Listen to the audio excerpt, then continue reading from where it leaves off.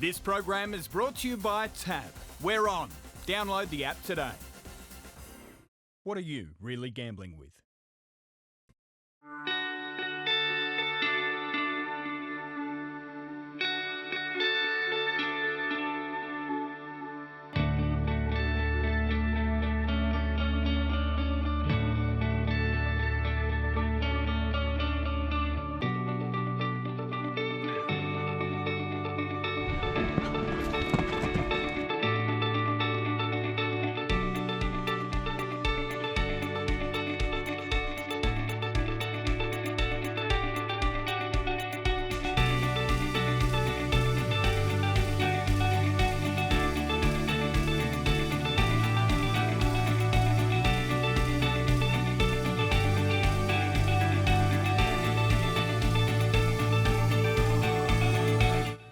Hello, I'm Searcy. Welcome to Thoroughbreds Are Go, coming to you from the Thoroughbred Sport Horse Association National Championships at Mangrove Mountain, just outside Sydney. Coming up on this week's show, we look at the great work of Equine Pathways Australia, combining para-athletes with the right horse for their riding ability and their quest to find a thoroughbred to take a Paralympian through to LA 2028 and Brisbane 2032. The Thoroughbred Sport Horse National Championships have moved to May, and we catch up with their dynamic founder, Chrissy Harris, to hear more about the opportunities for thoroughbred lovers of all disciplines to reap the rewards of taking on horses away from the racetrack and breeding industry. And star sprinter Eduardo, not long retired and adapting to a new life in Arrowfield studs beyond the winning post. Where are they now? That's all coming up on this edition of Thoroughbreds Are Go.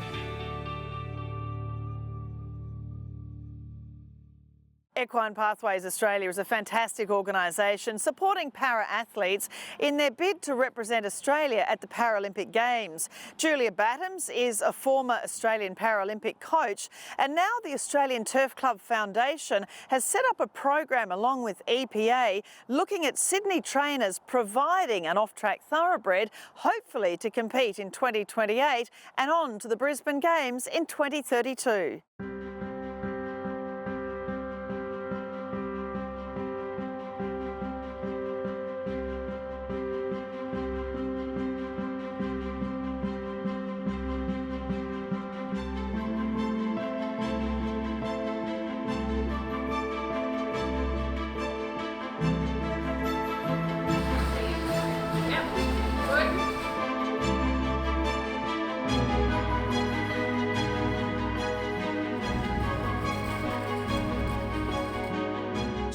It's been a great clinic here today. Unfortunately, there are no thoroughbreds here today, but we are looking for one for you. We'll get to that very shortly. But just tell us a bit about what's been happening today.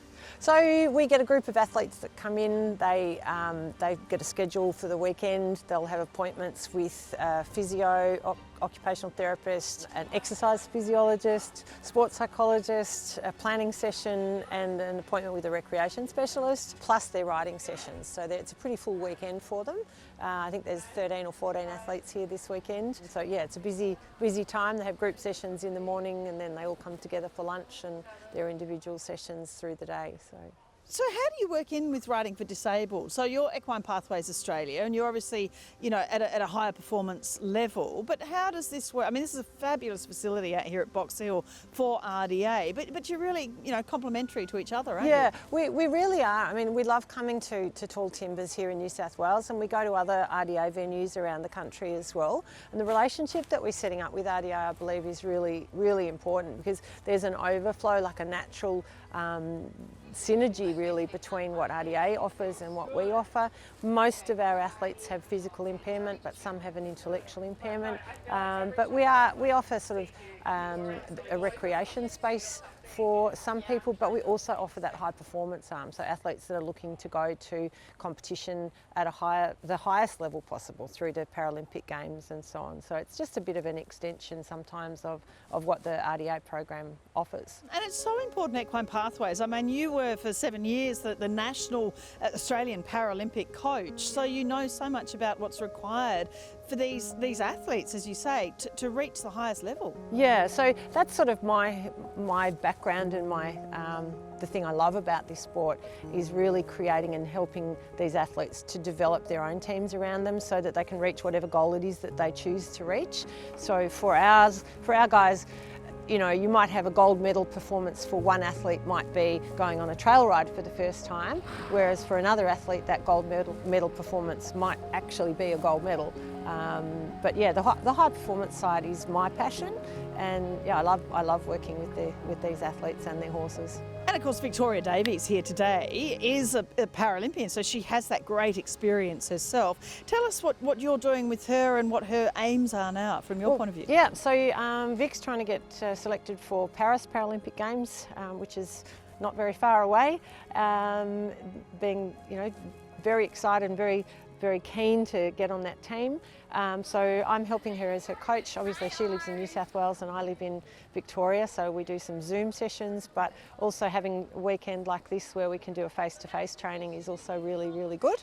And Vic, one of the benefits about having somebody like Vic on our program here is that she's sitting down at the table with other aspiring athletes, aspiring Paralympians, or people who just enjoy being around horses, and just, you know, sharing her knowledge and expertise and just rubbing shoulders with the other participants. So it's just fantastic.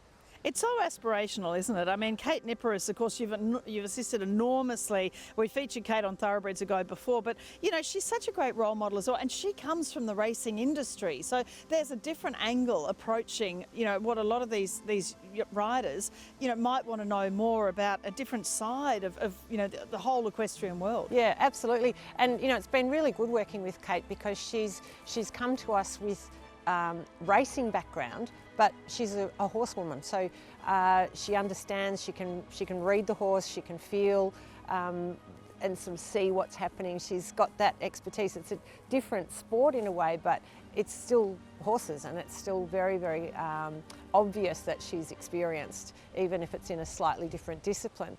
But I think the link really with the racing industry for off-the-track horses and our off-the-track humans, if you like, it's just fabulous being able to put the two together. So we'd love to get Kate on a really top quality off-the-track horse and get her on a games team. That would just be absolutely phenomenal. Wonderful charity. Congratulations to both the ATC Foundation and Equine Pathways Australia. Talking about that, obviously the ATC Foundation has donated at the recent racing lunch with ATC Business Connect and the Carbine Club of New South Wales a donation to Equine Pathways Australia to find a decent thoroughbred that will work for you, work for your athletes, and also find a horse a new home and get paid for. So what exactly are you looking for? I know Warren Moore, obviously, who you're in partnership with EPA, you know, has sort of stipulated maybe getting a trainer to say, here's a horse that would be good for you. What is it you want those trainers to be sending you? So for us, character is really important. A horse has to have a real empathy. You know, there are horses that if they see a problem, they try to work out how to make it work, and there are other horses who might see the same problem and say, oh no, I can't do that. So we need that horse that really tries to understand what the athlete's after, a horse with a real desire to learn.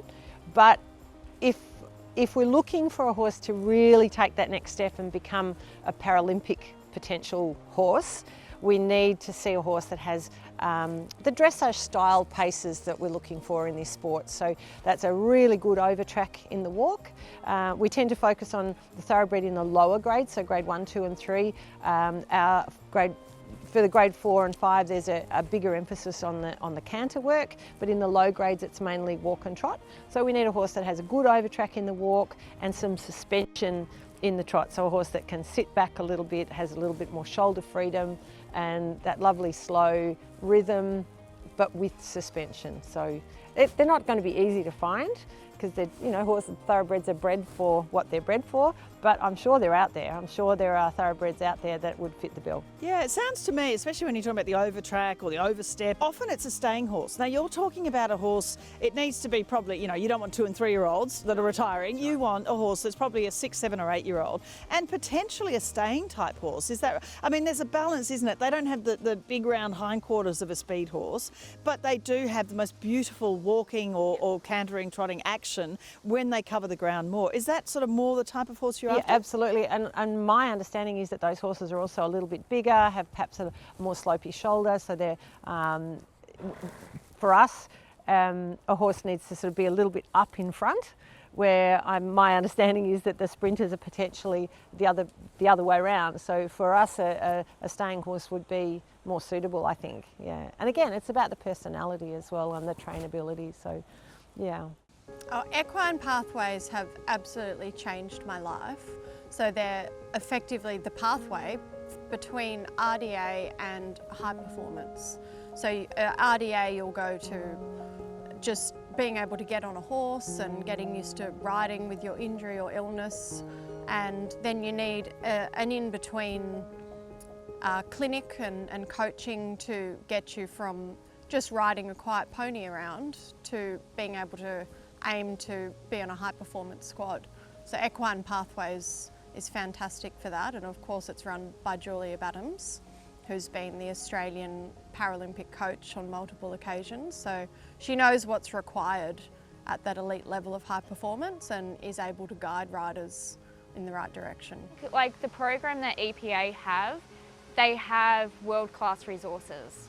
You know, they have fantastic trainers, they have the physios, they have everything. And the knowledge of what is needed for elite, you know, to get to that highest point. I've known Julia Badams for, I would say, 14, 15 years. We're working closely now through EPA on the way to hopefully Paris. When I look at him, I just think, how can a thoroughbred ever compete with that? Because he looks like the archetypal big, strong, powerful horse you see in, you know, dressage around the world, elite dressage.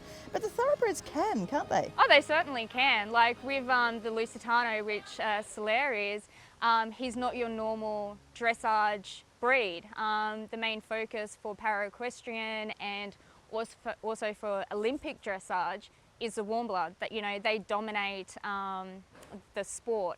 But other breeds do have a part, I think, and especially with para-equestrian, you need something that is safe, has a good mind, and with my grade 2, they're really looking for a horse with a really over-track walk that uses all their body, a bit like a leopard or a panther walking through the jungle. Yep. Is that the judges want to see that big suppleness, and that's where Soler struggles because he's more built for collection. You need a horse that's flashy enough to make an impact to be competitive, but also something that has a good brain and is sensible. As I've spoken to you about before, I'm a big advocate for thoroughbreds and what they're really capable of doing away from the racetrack.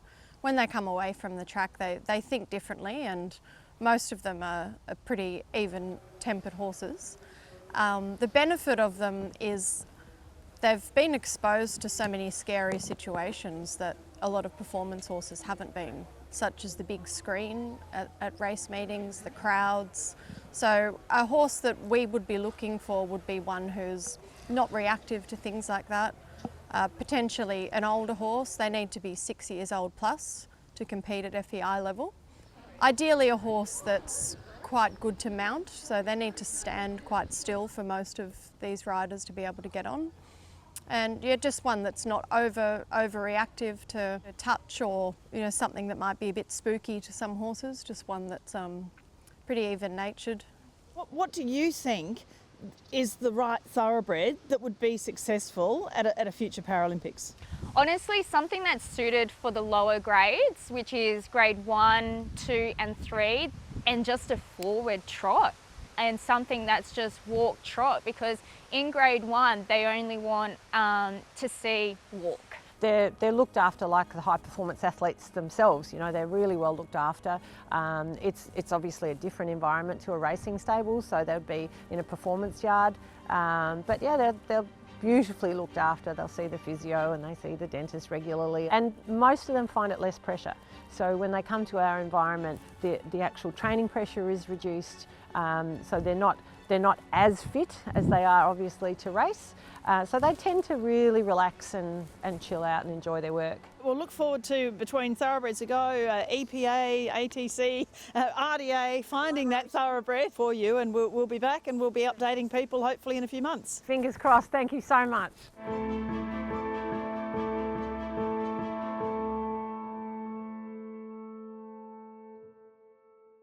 Julia and her team do amazing work, and I'm really looking forward to following the progress of the thoroughbred that they find to take on and train towards a Paralympic career. Coming up after the break, all the action from the Thoroughbred Sport Horse National Championships.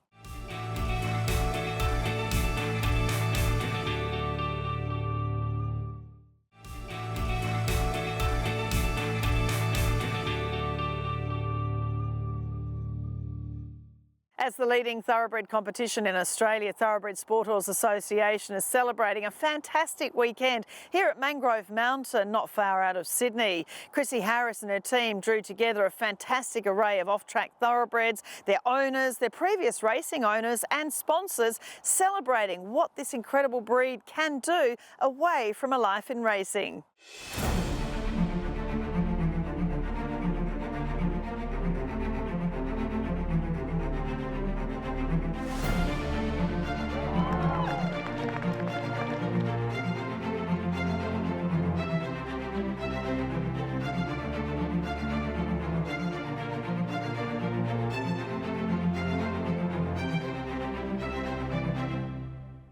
Chrissy, it's been a fabulous weekend again here at the Thoroughbred Sport Horse Association's National Championships. And how have you seen the development? There's only been a 6-month wait since the last one, late last year. How have you seen the progression to this year's event? I think the horses are going really well. We've had a program change and we do nearly every year. So this was only 6 months for the horses and we've increased all the heights by another 5 centimetres. Now we've got the group ones jumping 125 to 130. That's a pretty decent height. Couple more years, we're going to be up there with all the purpose-bred horses. I love rewarding the higher classes because for me, it's reward for effort. So if you take a horse off the track, you know, it probably takes you 6 months maybe to train 60, 75 centimetres. But if you've taken the horse and he's jumping 120, 125, you've had him for 5 years. So you as an owner, I think, and as a rider, need to be rewarded with more prize money for the fact that you've kept that horse for that long to get to that sort of degree of difficulty, and the horse needs to be rewarded for his talent. It is hard if they move around. You really want them to have that progression, and the rider progresses with them. It's very interesting. We're so lucky with our sport. Once you race, you know, if you're too slow, you're too slow.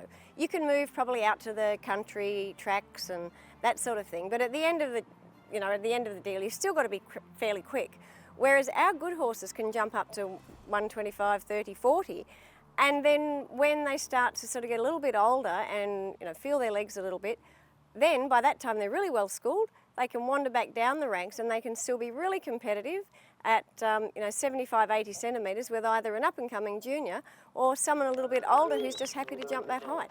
So I think the nice thing about encouraging sport horses for a second career is that most of us hang on to them forever. And I just loved watching the 75 centimetre classes this morning. Eduardo came out. It's a learning experience for him. So Jenny didn't want to push him, but we'll see him shortly in another segment. But it was really great to see so many, you know, some junior riders and some older riders, and people just, it's about the progression of the horse to try and teach it in those early classes. And I just found it so fascinating to watch. That's why I love people like Jenny, because just because you've got a horse and you set it for the Nationals doesn't mean it's going to perform. And he had, I think also because most of our shows don't have so much PA, but because we're the Nationals, we've got 2 rings of PA going, we've got some music going. I'm pretty sure he thought he was back at the racetrack. Yep. So when he got upset, she just gave him a pat, went down to the arena, and you know, she'd paid to go round, so he trotted around, she gave him a beautiful, beautiful, beautiful schooling, a pat, and walked out.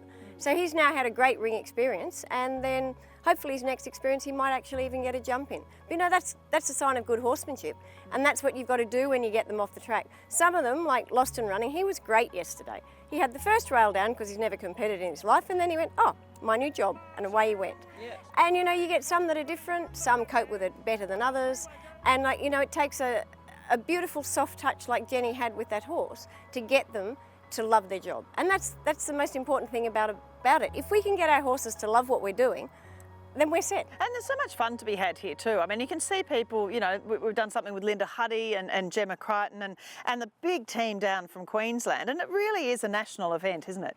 Oh, look, it's a true national event. We've got Victorians, we've got a girl from South Australia, and it's just lovely, lovely to have all these people come. But they, you know, they enjoy their day. We're one of the only shows that is, well, we're the only thoroughbred only show that caters for everybody in Australia. And sponsors, it's wonderful seeing so many racing sponsors, some of the studs as well, and different owners getting behind you. But, you know, there's always room for more sponsorship. You know, you're putting an enormous amount into it yourself, and it's, you know, an expensive thing to run with the ribbons and the rugs and the prize money and all of this setup here at Stonewall. But what would help you to be able to run this and grow it even further? Oh, look, I'd love to grow it even further. And what I really would love is if the PRAs would get behind us. Because we're Thoroughbred Sport Horse Australia, we're not aligned to any state. We do classes in each state. I'd love to see the states supporting the Thoroughbred Sport Horse in their state. And, you know, if we could get help like that, it would make an enormous difference. But even a couple more big sponsors, like Linda Huddy is amazing, Chris and Frank Cook, they are fantastic. They have their best interests of the horses at heart. And Linda was out today presenting a prize. She had one, she bred it, she raced it, and now she owns it, and there's a dear little girl riding it, and they got a ribbon in the 75. And you know, that's, for her, you know, for the horses, it's just a whole of life thing. It's not, oh, win and forget. No. And Chris and Frank are the same. They watched Lost and Running yesterday, and they had tears in their eyes. You get so much joy out of watching these horses going on for a new career. It's so exciting as an owner. Look, it really is. And the thing with Thoroughbred Sport Horse is we don't have KPIs. You know, there's nothing like that. This is from the heart. You sponsor because it's the right thing to do, the good thing to do, and you see the results at the end. So, yeah, like it's probably a little hard to get corporate sponsorship because as I said, there's no KPI. It's just from the heart and the right thing to do. It is just a fabulous whole event, and it covers from the Thursday through to the Sunday. So many people coming out here to watch it. It's just a wonderful display of thoroughbred athleticism. It really, really is, and it's so nice when you get owners like Suni from Sonson Thoroughbreds. She said today, she sponsored today, and we're walking out of the ring and she said, right, one of my next ones is going jumping. So hopefully she's got some slow geldings and not all fast mares.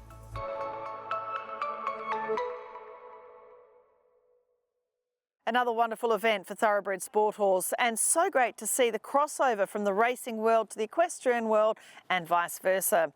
Coming up after the break on Thoroughbreds Are Go, Arrowfield studs beyond the winning post, where are they now? Featuring the always popular Eduardo.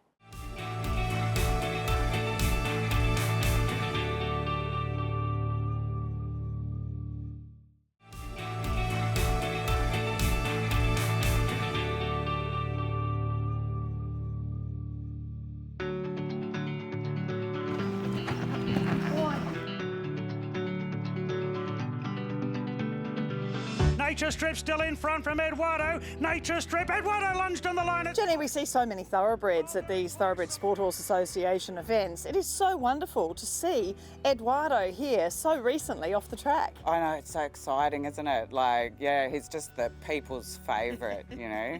Everybody loves him. He's got a large fan base, but he's got some presence because even people that don't know thoroughbreds and racehorses, they also clock him and, you know, are impressed by him. Yeah. But Eduardo's run them ragged in the galaxy. He won $7.9 million, 35 starts, 12 wins, 11 minor placings. So he's been there, he's done that. And there is such fascination, isn't there, for these really good horses off the track. They have something a bit unique about them, don't they? Yeah, something special. It's just an aura, you know, and they just do such a good job. So it's really actually easy to move over into the next phase or the next career because they just love the work and do such a good job at everything. Yeah, we saw him today and he didn't actually compete in the end, and this is quite interesting for people to see the process of a horse not that long ago retired in the scheme of the life of an equestrian horse, and he was a little bit, you know, sort of wanting to get going. Tell us about the process you're employing with him to get him to learn about this new environment. Really, basically, I want him to have a good experience every time, so then obviously you can then build on that and he can end up going upgrades and, you know, doing better. So every experience has to be good. And yeah, it's a little bit excited. So it was great, obedient, jumped everything in the warm-up, and but yeah, just a little bit too excited, and I wanted to make sure that every experience is good. So yeah, we can build on that. Yeah, and he looks so relaxed here in the box. And you know, this is the thing, as we keep hearing, that these horses have been there, they've been all over the place. So this is nothing new, but he's still watching everything. He's totally alert and seeing everything that's going on. What are some of his quirks? What's his temperament like now he's adapting to a new life? Oh, he is the sweetest horse. Yeah, and I say to everybody, like, he loves chihuahuas, chickens, they share the ducks, they share his feed with him, and people, obviously, like, he's really connected with people. Little babies, if somebody walks into the paddock with a baby, like, he's all over them. And one quirk, which Emily, his strapper, told me about it when we first got him, is, yeah, if you hold the lead rope too tight, he flicks his head, but he actually does that at lots of times, which is so funny. Like, he'll stand in the feed room door, flicking his head, like, come on. But yeah, he takes everything in his stride. Any atmosphere, he's bold. Yeah, he's just a lovely horse. But I'd say sweet is the best thing about it. I think he's actually going to be very good at show jumping, because he's sharp, you know. If you say go, he goes. If you say woo, he woos, you know. Turn, you know, it's just really responds to everything. So that'll be good for jump-offs in show jumping. But I'm an eventer, really. So that's why we started with the dressage, and he did the one dressage competition. We've yet to do some cross-country schooling, but yeah, that'll be the main aim, to sort of get him well-rounded, and then if he excels at, say, show jumping, then he can do more of that. And you transfer as well from, you know, the equestrian side into the racing side, working as a barrier attendant for the ATC. With Eduardo trials, we can sort of select our own horse, go up and pick one unless they already have been assigned because they have a lead or something. Normally I hang back, but for him, I like elbowed everybody out of the way, ran up to grab him before anybody else did. Yeah, and always made sure I loaded him at trials. And he was such a professional. Like, in the gates, he would just load easily and stand right up in the V. I couldn't believe it, and just wouldn't move a muscle. Yeah, when I heard that he was retiring, yeah, I had to pursue that. And yeah, Pride Racing and everybody there has been really supportive too.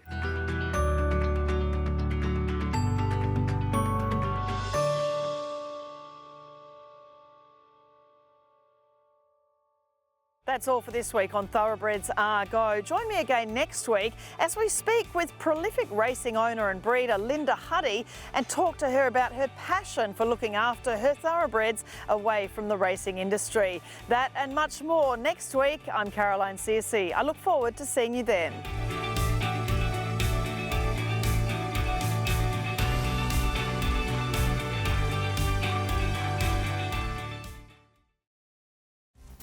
This program is brought to you by Tab.